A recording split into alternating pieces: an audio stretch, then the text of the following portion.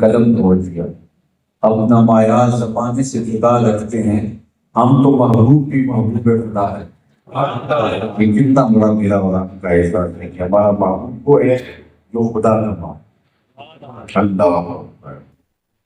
فرشتے بھی محبت، کائنات کا ایک کونا اور گوشہ حضور سے محبت کرے۔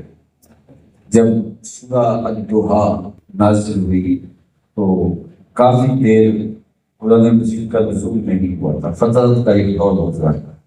بعض مفسرین کی رائے کے مطابق 40 دن گزر گئے تھے کہ کوئی آیت نہیں۔ تو جبریل جب وحی لے کر آئے تو حضور علیہ السلام نے کہا کہ اتنی دیر کے بعد آئے ہو تو تمہارا دل اداس نہیں ہوا تھا؟ جبریل نے عرض کی حضور میں عبد معمور میں عبد معمور کو اللہ کے حکم کا پابند، اس لیے میں نہیں آ سکا، ورنہ آپ کے لیے میرا دل بے چین اور میرا دل اداس تھا۔ اور مولانا حسن رضا بولے میرے بھائی یار ان کو چین آ جاتا اگر بار بار آتے نہ یوں جبریل سدرا سر گئے۔ اللہ اکبر۔ اور میں محبت کی بے آمیز کہانی سناؤں۔ حضور منبر پر بیٹھے اور صحابہ مسجد نبوی میں جلوہ فرمان کہ اچانک مسجد نبوی کے گوشے سے رونے کی آواز آنے لگی، اور رونے والا اس درد سے رہتا ہے لگتا ہے اس کا ابھی کلیجہ پھٹ جائے گا، کنا کا دل خلوص جب اونٹنی کا بچہ گم ہو جائے اور وہ جو چیخیں مارتی تو اس طرح رونے کی آواز آ رہی تھی۔ حتیٰ تجل مسجد، صحابہ فرماتے ہیں کہ مسجد گونجنے لگی اس کے رونے سے، اس کی چیخوں سے۔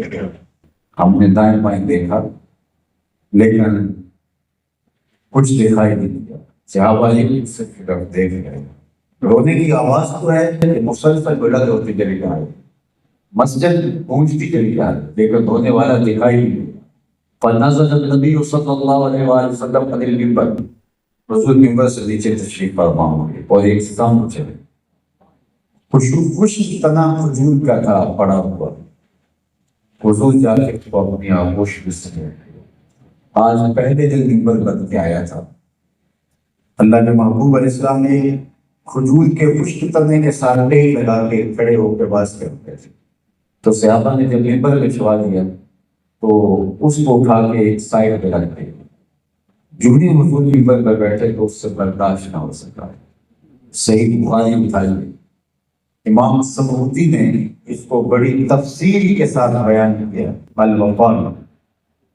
تو آقا کریم علیہ السلام نے اس کو باہوں میں لے لیا، جس کا بچھڑا ہوا بچہ ماں کی گود میں آ جائے تو اس کی گیٹھی بن جاتی، ہچکیاں لینے لگا۔ تو صحابہ کہتے ہیں کہ وہ جو اس کی چیخیں تھی وہ ہچکیوں میں تبدیل ہو گئی، اور آقا کریم علیہ السلام اس کو اپنا دست شفقت، اس کو اپنی شفقتیں عطا کر رہے ہیں، دست شفقت اس کے اوپر پھیلے جا رہے ہیں، اور آہستہ آہستہ اس کی آواز کم ہوتی چلی جا رہی ہے۔ صحابہ کھلی آنکھوں سے یہ منظر دیکھ رہے ہیں۔ میں نے کہا بخاری میں روایت ہے، سب اس کا اقرار کرتے ہیں، وہ انکار نہیں کرتا ہے، یہ کہانی نہیں ہے، یہ حقیقی واقعہ ہے جو عملی واقعہ ہے۔ تو صحابہ دیکھ رہے ہیں کہ حضور نے اس کو آغوش میں سمیٹا ہے اور اس کے اوپر دست شفقت پھیرتے چلے جاتے ہیں، اور اس کی آواز پر تدریج کم ہوتی چلی جاتی۔ تھوڑی دیر کے بعد وہ خاموش ہو گیا، اس کی ہچکیاں سسکیوں میں تبدیل ہو گئی، اور سسکیاں جب خاموش ہوئی تو حضور دوبارہ منبر پہ تشریف لائے۔ ایسا کبھی ہوا نہیں کہ خشک تنے بھی ہوئے ہو۔ صحابہ نے زندگی میں پہلی مرتبہ یہ منظر دیکھا، ان کی آنکھوں میں سوال چمک رہے، وہ حضور سے کچھ پوچھنا چاہتے لیکن ان کے اوپر ایک کیفیت تاری تھی۔ خیر، اللہ کے محبوب علیہ السلام نے خود ہی صحابہ کے ذہنوں میں جو سوال تھا اس کو خود ہی دیا، اور ہمارے صحابہ تو یہ سوچ رہے ہو گئے کہ یہ کیا ہوا، لیکن سنو، لو لم افعل هذا لحن الى یوم القیامہ، اگر میں منبر سے اتر کے اپنے عاشق کے ساتھ کوئی یوں تسلی نہ دیتا یہ قیامت تک روتا ہی رہتا۔ کسی کو کسی سے یوں بھی پیار کرتے دیکھا ہے، کسی کی محبت دلوں کے اندر یوں بھی دھڑکتے ہوئے دیکھی ہے،